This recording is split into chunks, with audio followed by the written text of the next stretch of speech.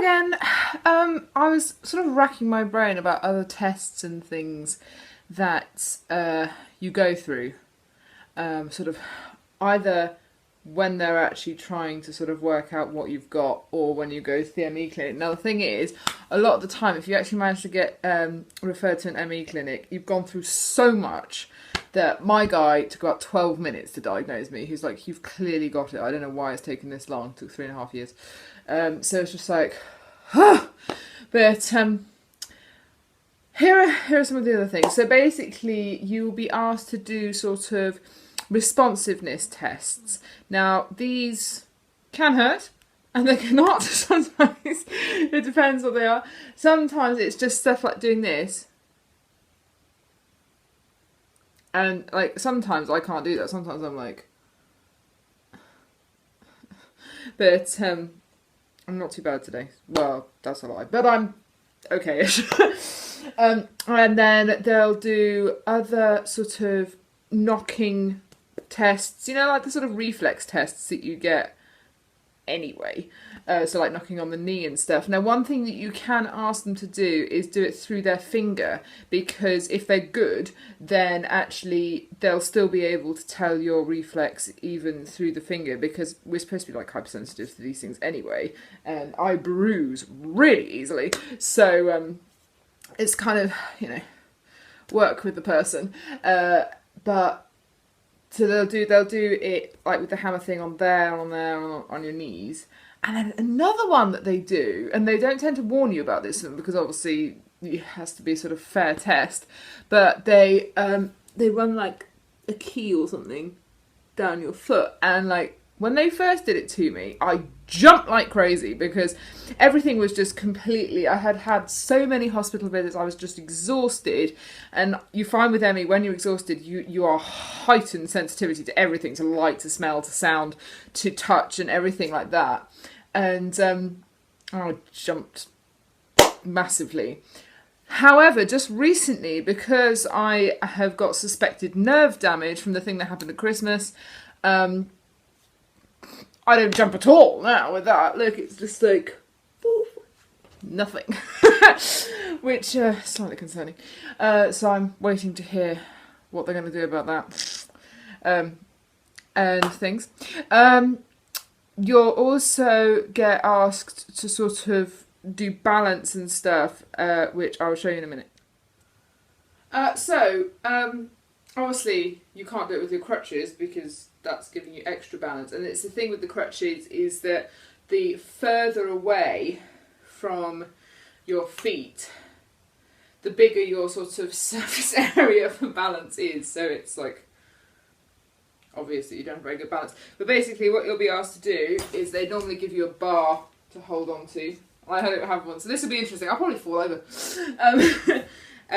So if any of you did singing and stuff, like sort of not professionally, but kind of professionally, before ME, then you'll know about the thing of standing with your feet a shoulder width apart. I'll show you a photo. See, I'm already going. That's supposed to help with your balance, and what they'll ask you to do is they'll bring them in a bit, because they want to test you and watch you fall over, basically. No, they need to test your ability to be able to balance. So if I go any further, I very quickly start sort of going like, yeah, I'm basically. By the way, this isn't me flying. This is me like going, wow, I'm gonna fall. So I need to sort of like rebalance, and that's what they want to see. Right. So I'll do it this side as well. You'll find with any balance, now my husband does quite a lot about balance in his work, and it's very interesting. And you'll find you can do this test at home. Anyone can do this test at home. Is that your eyes are constantly sort of helping you with your balance. And if you close your eyes, you start falling forwards. I'm not going to do it too much because there's no one at home, so I can't really afford to fall, basically.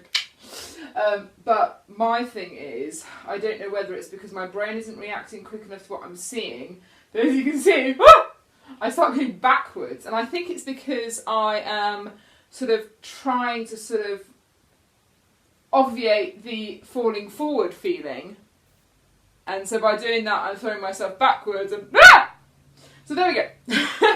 So they'll do that one as well, which isn't great. Wow. I hadn't quite realised how poor my balance was because I've been using the crutches a lot recently because my hips are really bad. Showing you that has really made me feel really sick. The whole room's like swimming.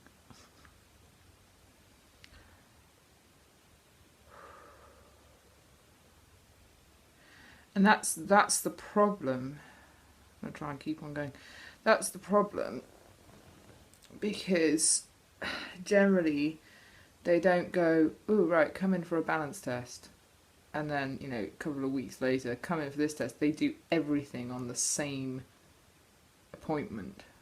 So they'll do reflex tests, balance tests, blood tests as well, and everything. And mine was just like, and it's just like, look, you've got to give the person time to recover. Because, like I said, you know, with the pain of doing the reaction tests, I'll say I'm falling forward. The pain of doing the reaction test is just like, it'll wear you out so quickly, and obviously the thing of actually going on the journey to get to the hospital and all that kind of thing is just like, it's really unhelpful. Like, the results might even be accentuated because of how you react and stuff to all the stuff beforehand. So not the test, but like the sitting in the waiting room, the getting out the car, all that kind of thing.